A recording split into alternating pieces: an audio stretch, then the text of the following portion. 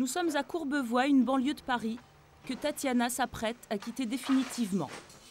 Il y a 1 mois et demi, elle a décidé de s'engager pour devenir l'une des toutes premières femmes fusillées commando de l'armée de l'air. Une carrière militaire réservée jusqu'alors aux hommes et à eux seuls. Après 6 semaines de classe à Saintes, première perme chez maman. Mais dès demain, les choses sérieuses vont commencer. 1 mois de formation à Dijon pour devenir commando. Ça m'intéressait pas du tout de rester dans un bureau toute la journée. Je choisis fusilier commando, d'accord, ça va être plus dur, mais ça va être plus intéressant aussi. Parce que rester dans un bureau, ça je pouvais le laisser en restant à l'école et tout ça. Là, ça se fait plus. La maman de Tatiana ne cautionne pas l'engagement de sa fille, mais elle le respecte. J'aime pas les militaires, donc, mais bon, c'est ce qu'elle veut, donc elle a le droit d'aimer. J'irai pas à son encontre. De toute façon, j'ai jamais été à son encontre, donc il n'y a pas de problème sur ça. Pour fuir la monotonie d'un quotidien à l'avenir incertain, Tatiana et sa cousine ont décidé de s'engager. Elles ont signé pour 4 ans en échange de 6 000 francs de salaire, surprise dans la cité. Tous ceux qu'on connaissait et qui savaient qu'on s'engageait dans l'armée, ils nous ont pris pour des folles. Ouais, de toute façon, c'est pour les mecs là-dedans qu'ils allaient faire. C'est naze, l'armée, il n'y a rien à faire, tout ça. J'ai rien à prouver à personne, c'est à moi qu'il faut que je le prouve, que je peux réussir à ce que j'ai envie de faire, quoi. Gare de Lyon, Tatiana retrouve sa cousine Stéphanie, 18 ans. Élevées comme 2 sœurs, elles ont toujours tout partagé. Aujourd'hui, c'est encore ensemble qu'elles prennent le même train pour emprunter la même voie. Mais si les 2 cousines rêvent d'une vie d'action, d'une vie qui bouge, d'aventure, pour l'instant, leur seul souci est de ne pas être séparées. On se demande si on va être dans la même chambre. Parce que là, vu qu'on arrive dans les dernières en plus, on ne sait pas si on va être dans la même chambre. Mais à mon avis, il n'y aura pas de problème. Parce que depuis le début, vous êtes dans la même chambre? Ouais, oui, c'est toujours arrangé. Voilà. On était dans la même brigade, dans la même chambre. On est toujours ensemble en plus. 19h, arrivée sur la base aérienne 102 de Dijon. Sabrina, déjà en tenue de combat, accueille Tatiana et Stéphanie. Ces 3 drôles de dames font partie du même escadron. Même de nuit, elles ne passent pas inaperçues et provoquent la curiosité de leurs futurs frères d'armes. Les débuts sur la base s'annoncent bien pour les cousines. Leur vœu est exaucé, elles partagent la même chambre. Au total, les filles sont 13 dans la promotion, 13 parmi 190 garçons. Elles sont logées dans les mêmes bâtiments. Première obligation dès l'arrivée sur base, enfiler le treillis, le signe d'appartenance à un monde dont les règles sont différentes. Terminer la coquetterie, la mode ici est au camouflage. J'ai failli un coup de cheveux que t'as. Non, faut pas le mettre. Coup de cheveux que t'as, à mon avis, ça va pas passer. Bah après, je sais pas du tout. Je pense qu'on va aller percevoir nos draps et après on va peut-être aller manger. On verra. Alors la chambre, impression super. J'adore papier. Ah, toi aussi? Oui. Vous l'imaginiez comme ça, votre chambre à Dijon? Non, déjà on pensait qu'on allait être à plusieurs. Enfin là on est à plusieurs, mais on pensait qu'on allait être plus nombreux. Et puis bah là, apparemment, plus il y a des mecs à l'étage. C'est pas du tout comme à Saintes. Promotion 98,5. Fixe!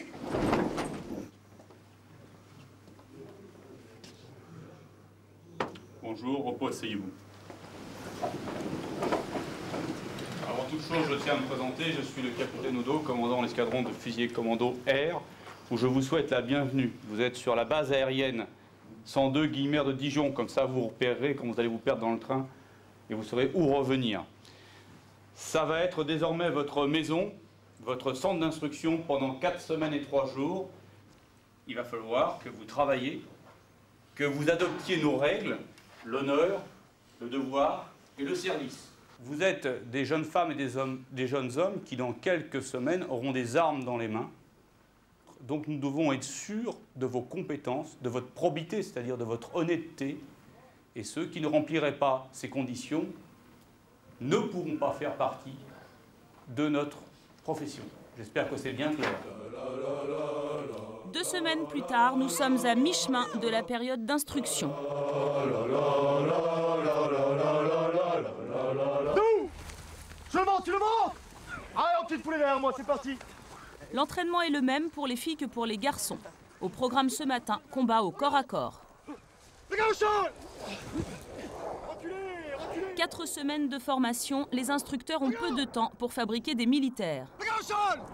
La formation doit être rapide, objectif pour l'année 2002, recruter 3500 fusiliers commandos. Tatiana n'éprouve aucune difficulté dans sa nouvelle vie. Chaque jour, elle progresse. Les garçons, elle les affronte sans problème. Stéphanie, en revanche, moins forte mentalement, commence à éprouver certaines difficultés. Allons, vas-y. Allez, balance le jus. Balance le jus. Quoi, t'arrives pas? Regarde, tu es ici, ok? 1, c'est bon? 2, ça va? Regarde, c'est 1, 2. Quand tu frappes, tu peux frapper, tu vas pas lui faire mal, d'accord? Si tu frappes sur lui, je dis pas de rentrer comme une brute, mais là je te vois, t'es comme ça là. Si jamais tu tombes sur un gars, il va falloir réagir, qu'est-ce que tu vas lui faire? Ça, lui, regarde, ça lui fait absolument rien. Tu vois ce que je veux dire? Le problème, c'est que quand elle frappe, à part les filles qui ont fait des sports de combat, c'est que bon, il y a un problème évident déjà de force physique, donc on essaie d'adapter ça par rapport à ce problème-là, quoi.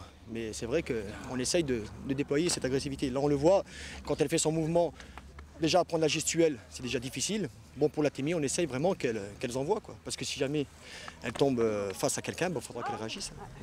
Au cours des semaines, le caractère et la résistance des apprentis soldats se révèlent.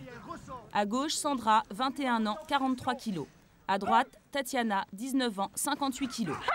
Aujourd'hui, elles combattent ensemble, c'est exceptionnel. À cet entraînement, là, on est ensemble, mais avant, on était avec un mec. Donc, il n'y a pas de différence. Pourtant, on leur dit, mais je sais pas, ils ont peur de nous casser, peut-être. Je sais pas. Qu'est-ce que vous leur dites? D'y aller comme si c'était un homme qui était devant moi. Droite! En direction du stand de tir. Départ en pas de gymnastique. En avant. Marche!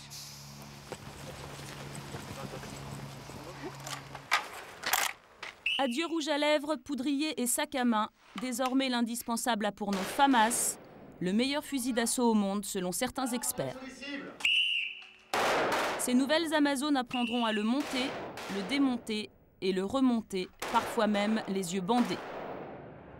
Armé en permanence quand il est en service, le cocoy, comme on surnomme les commandos, est aussi le seul militaire du rang à pouvoir tirer sans l'ordre d'un supérieur. Le premier contact n'est pas toujours évident. Ça fait une drôle d'impression.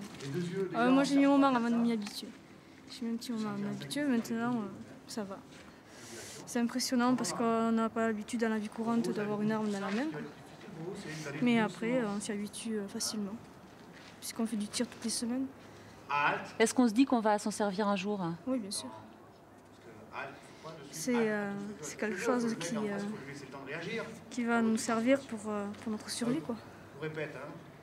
Et tu penses que tu l'utiliseras? Je sais pas. Oui, certainement, parce que c'est ma vie. C'est ma vie. Après l'exercice, retour à l'armurerie. Tout le monde participe au démontage du stand de tir, même si les filles portent plus volontiers les cibles que les caisses d'armes.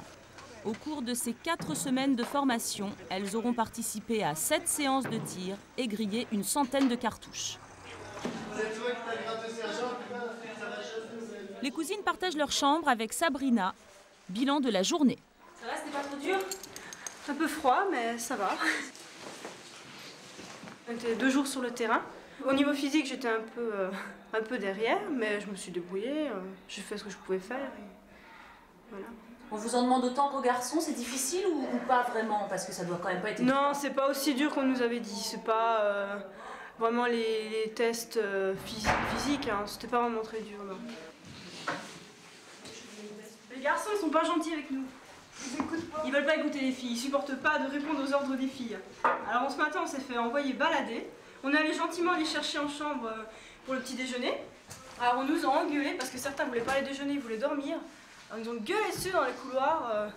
C'était vraiment pas beau à voir. Ici, tout est minuté. Entre 19 et 20 heures, direction la cantine.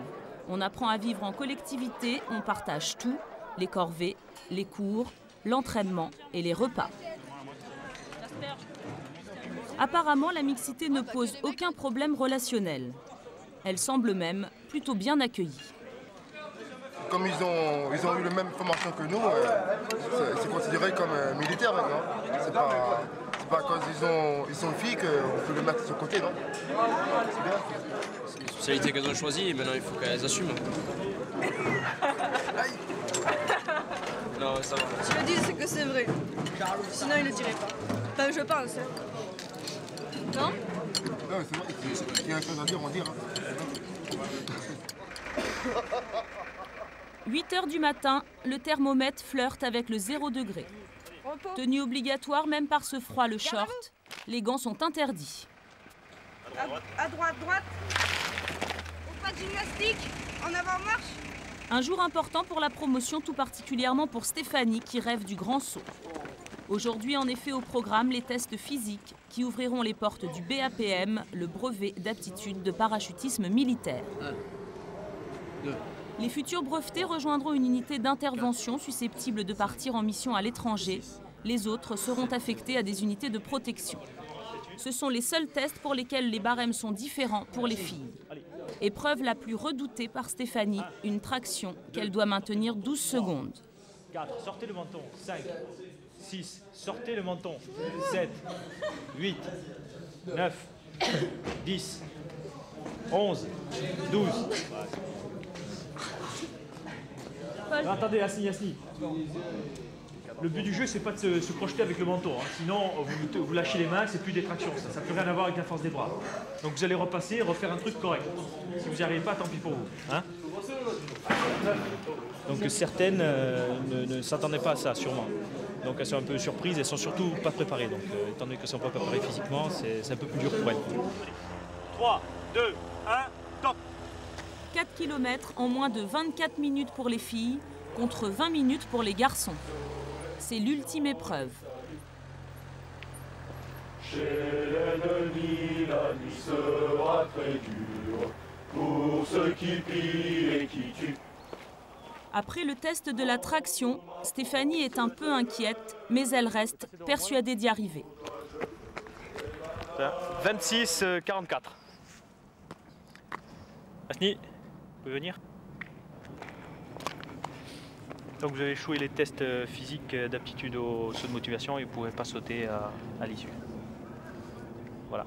Donc là, ce que vous faites, c'est que vous retournez en chambre, vous allez vous mettre en tenue de corps à corps. Pour quelques minutes de trop, le soldat Stéphanie Asni ne connaîtra jamais le bonheur de sauter dans le vide depuis un avion. Les jeux sont faits, elle doit tourner le dos à ses rêves de parachutisme. Elle rejoindra une unité de protection. Parti! Pour les autres, les tests continuent. Courageux, volontaire et résistant, le soldat Tatiana Asni a réussi ses tests. Elle vaut même certains des petits gars, selon ses instructeurs. Les filles évoluent au même titre que les hommes sur ces différents obstacles. Au contraire, éventuellement, elles seront peut-être même plus guerrières, plus aguerries que les hommes, parce que quelque part en elles, on a le sentiment qu'elles veulent se prouver leur place ici parmi nous. Et donc, vous voyez par mon exemple, vous voyez Anda, il est en train de franchir l'obstacle. Elle évolue avec la même technique, la même rapidité, tous les obstacles. Tu te retournes, tu continues.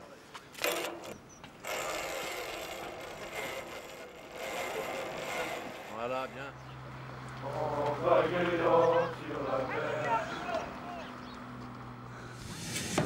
Sandra, 21 ans, a un plus par rapport aux garçons. Dans le civil, elle a déjà effectué 80 sauts en parachute. Une passion qu'elle a financée en vendant tout ce qu'elle avait, sa chaîne hi-fi, sa mobilette et ses disques. Attirée par l'armée, son amour du parachutisme a beaucoup pesé dans son engagement. Qu'est-ce qui vous a attiré dans l'armée ? Mais déjà, c'est être capable de faire un métier d'homme pour leur prouver qu'on est peut-être des femmes, on peut faire la même chose qu'eux. Bien sûr, c'est porter l'uniforme parce que c'est quand même important, c'est l'uniforme. C'est le défilé aussi. Bon, la préparation, c'est vrai que c'est pas... Mais après, quand on est dans le défilé, c'est très intéressant. Et puis, bon, bien sûr, partir en détachement, c'est le mieux, quoi. Moi, les garçons, ça se passe, je dirais, très, très bien. Il n'y a jamais eu un mot plus haut que l'autre. Dès qu'on n'arrive pas à faire quelque chose, ils sont là pour nous aider. Si on a un coup de blues, oh, ça va passer, tu vas voir.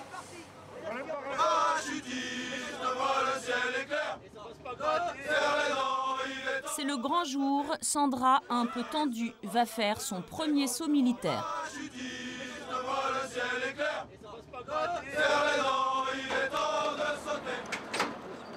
Sur les 13 filles de la promotion, Sandra est la seule à être destinée à une unité d'intervention. Pour ce premier saut à 400 mètres d'altitude, ils disposent de 2 parachutes, le dorsal qui s'ouvre automatiquement et le ventral qu'ils auront le droit d'ouvrir pour ce saut. Ah, le casque est un peu grand. Le casque est un peu grand, ouais. Mais on va faire avec. Et le poids des parachutes, c'est le même que pour les garçons? Oui, pareil.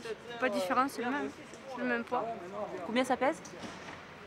Combien il pèse le parachute? Combien? 20 kilos. 20 kilos. Ils en ont pas fait des plus légers pour les filles? Non. Dommage? Non, pas dommage. Comme ça, on est pareil que les garçons. Et puis ils ne pourront pas dire, ouais, elle a le parachute plus léger et tout.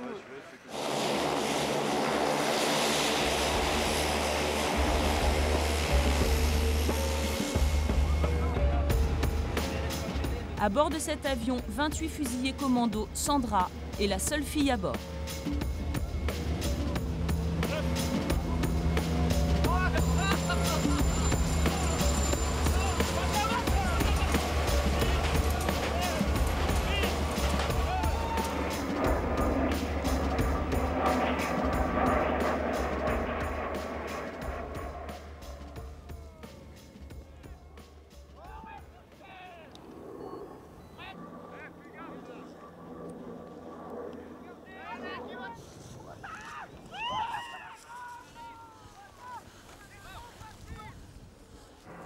Ça a été, sauf que j'ai du mal à faire gonfler la voile du ventral. Pourquoi? Parce qu'elle n'avait pas assez de prise d'air. Et la différence alors avec le civil? C'est plus brutal la sortie. Oh, sinon c'est pareil, la sortie d'avion c'est exactement la même chose. Hein. Sauf que ici on psychote moins quoi, la sortie de l'avion. C'est-à-dire qu'en fait on voit rien. Franchement on voit rien quoi. Le soldat Hendaye a réussi son pari. La route lui est ouverte vers la BA 106 de Bordeaux-Mérignac. Elle sera la première et la seule fille dans son escadron. Quant aux 2 cousines, elles vont être affectées ensemble sur la base de Villacoublay. Elles ne sont déjà plus les mêmes. J'ai changé, oui. C'est-à-dire que maintenant, je suis un peu moins, on va dire, agressive. Et j'ai... Avant, si on veut, tout ce que pouvaient penser les autres, quoi, les sentiments des gens, je m'en foutais. Bon, maintenant, on va dire que fait un peu plus attention. Un peu plus de tact, on va dire. Je dirais pas que je suis devenue une crème, hein, attention. Mais... plus sociable, on va dire. Si un jour vous retournez dans la vie civile et tout, qu'est-ce que vous garderez de l'armée? Non, mais moi, justement, je me demande dans la vie civile comment ça va faire. Parce que bon, à l'armée, on est quand même assez pris en charge. Bon, on dort là, on va manger là-bas, on y va tous ensemble et tout ça, alors que bon, on peut dire qu'on est assumé. Alors que dans la vie civile, bon, c'est nous qui devons nous assumer, c'est pas pareil. Si tu veux manger, il faut aller faire tes courses. Si tu veux dormir, il faut payer le loyer. C'est pas la même chose là, c'est comme ça. C'est pour ça que je disais, ouais, ça fait un petit peu ambiance collier de vacances. Donc nous, on a à s'occuper de rien, on fait les ordres, on fait notre travail, et puis bon, à côté, bah, on est logé dans des superbes chambres. Ça vous fait peur, le retour à la vie civile? J'y pense même pas. C'est dans longtemps. Là, on verra bien. 2 semaines plus tard, nous sommes en bivouac près de la BA 106 de Bordeaux-Mérignac. Sandra a rejoint son escadron d'intervention qui stationne pour une série d'exercices. Elle commence à jouer à la guerre pour de vrai. Pendant 1 mois et demi encore, elle va perfectionner sa formation.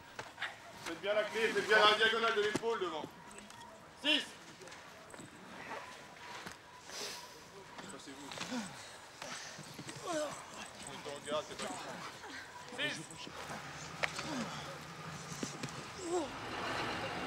Exercice de déploiement en zone hostile. Le véhicule est blindé. À son bord, les fusiliers commandos sont tous armés. Le but de l'exercice est de se déployer pour quadriller le terrain et affronter un ennemi potentiel. L'objectif est de prendre place rapidement pour pouvoir répondre à une attaque éventuelle. Sandra s'est très vite adaptée à sa nouvelle équipe. La semaine dernière, on a dormi sur le terrain on est resté 3 jours. On a passé 2 nuits et donc la première nuit on a passé sous tente, donc là ça a été. Mais la deuxième nuit on a passé dans un trou puisqu'on devait faire une garde quoi. Et donc on était 3 dans le même trou. Et après, après c'est à nous à s'arranger notre petit confort quoi, et notre camouflage pour qu'on se fasse repérer. 19 h, la journée de travail n'est pas terminée pour Sandra. C'est le nettoyage des armes. Comment est-ce qu'on la reconnaît que c'est la sienne? Parce que le numéro. Que tu connais par cœur? Oui. C'est quoi le numéro? 965. Ton numéro porte-bonheur? V65, c'est la plaque d'immatriculation de notre Pyrénées, donc c'est là d'où je viens, donc ouais, c'est pour ça que je m'en rappelle quoi. Ce soir, les soldats ont quartier libre. En dehors des périodes de garde, les fusiliers commandos peuvent retourner chez eux. Sandra, elle, en profite pour rejoindre Stéphane, son ami. Mais avant de changer de monde, Sandra change de tenue. Pour ça, j'aime bien sortir habillée en civil. Pourquoi ils ont quel regard, les gens? Moi, c'est je passe et c'est garde à vous, ou alors on me salue, ou c'est genre de trucs comme ça, quoi. Donc, on préfère sortir comme ça personne ne sait que je suis militaire. Ça, je suis tranquille. Retour à la maison pour Sandra et Stéphane. Dès leur rencontre, Sandra n'a jamais caché sa volonté d'intégrer un jour l'armée de l'air. Stéphane l'a toujours soutenue, c'est lui qui la remotive quand le moral baisse.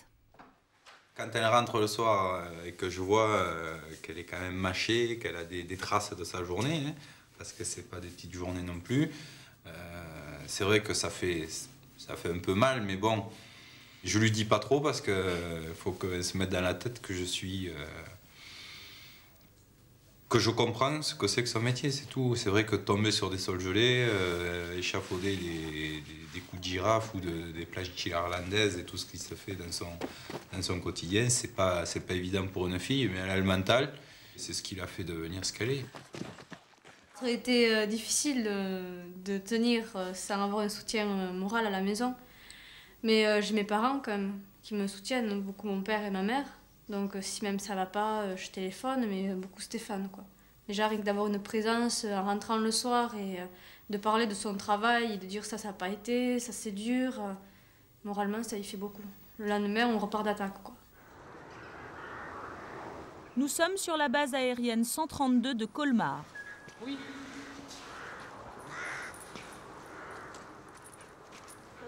Au sein de son escadron de protection, Sabrina effectue une patrouille destinée à assurer la garde des avions. Alors là, je vérifie la clôture du parking avion. On vérifie si tout est bien cadenassé. Il n'y a pas de problème. Il y a des gardes de nuit, comme des patrouilles de jour. Il s'agit de vérifier donc, les clôtures, vérifier s'il n'y a pas d'individus suspects la nuit, surtout dans les ZMS, les zones militaires sensibles. Vérifier si tous les portails sont bien cadenassés. La tournée continue, inspection d'un hangar contenant des avions en réparation. Ce n'est pas la grande aventure promise, mais bon. Nous sommes en ZMS, donc il y a certaines sommations à faire pour prévenir déjà l'individu que nous sommes là, lui dire ce qui va se passer s'il n'obéit pas aux sommations. S'il ne s'arrête pas, on a le droit de faire feu. Donc vous tireriez? S'il faut, oui. Sabrina vient de s'installer dans un petit appartement avec Mathieu, son ami. Lui est pompier militaire sur la même base qu'elle. Ce soir, elle a invité ses parents à dîner. Ta vinaigrette, tu la mets où, Sabrina? Pour Brigitte, sa maman, ça n'a pas été facile d'accepter la vocation de sa fille. Bon, j'étais un peu surprise au début, bien sûr. Parce que bon, c'est pas ce qu'on avait vraiment pensé qu'elle allait faire. C'est vrai, on avait d'autres vues pour elle, hein, mais bon, disons qu'elle choisit, c'est sa vie, elle fait ce qu'elle veut, hein, on n'a pas... Qu'est-ce que vous pensiez qu'elle allait faire? Est-ce que vous vous êtes dit, elle arrête ses études? Enfin... On était un peu déçus, oui, parce que, bon, nous, je vais vous dire franchement, on avait envie d'en faire une avocate de notre fille, parce que, bon, elle avait assez à s'exprimer, elle se débrouillait bien pour parler et tout, et puis elle travaillait très bien à l'école. Mathieu et Sabrina se fréquentent depuis 2 ans. Mathieu a toujours su que Sabrina voulait s'engager. Nommé sur la même base qu'elle, il doit encaisser les plaisanteries des autres militaires encore peu habitués à voir des filles dans le corps des fusiliers commandos. Je savais qu'elle voulait s'engager. C'est ce qu'elle voulait faire. Elle se réveiller avec de toute façon. En plus ta part, non, pourquoi? Qu'elle fasse militaire, avocate ou infirmière ou je sais pas quoi, c'est la même fille. Autrement, elle change de tenue, c'est tout. Ouais, au début, ouais, ta femme, elle fait cocoy. Toujours. Toujours, ça, à chaque fois qu'on se croise, on va sur la base, ah, la femme cocoy, tout ça. Ouais. C'est l'essai de mettre en place, de toute façon, il n'y a pas de problème. Sabrina n'a que 19 ans. Elle veut croire que son engagement ne l'empêchera pas de mener une vie normale. À l'aube de l'an 2000, ces femmes soldats rêvent de faire carrière et d'avoir des enfants en même temps. Ils peuvent encore continuer leur carrière tous les deux d'ailleurs, hein. C'est ce qu'il faudrait, ça serait bien. Et si elle pouvait faire un petit peu mieux, bon, si elle peut, si elle a les possibilités, moi j'aimerais bien, oui, ma foi, ça sera à elle de voir, hein, ce qu'elle veut faire après. Au lieu d'aller travailler au bureau ou à l'usine, elle ira sur la base, c'est tout. Elle donnera son enfant à garder peut-être à sa maman, j'espère. Et puis il n'y aura pas de problème. La mamie sera là. Des crèches pour les bébés des cocoys, ce sera peut-être le prochain dossier à l'étude à l'état-major. En professionnalisant l'armée, Jacques Chirac n'y avait sans doute pas pensé.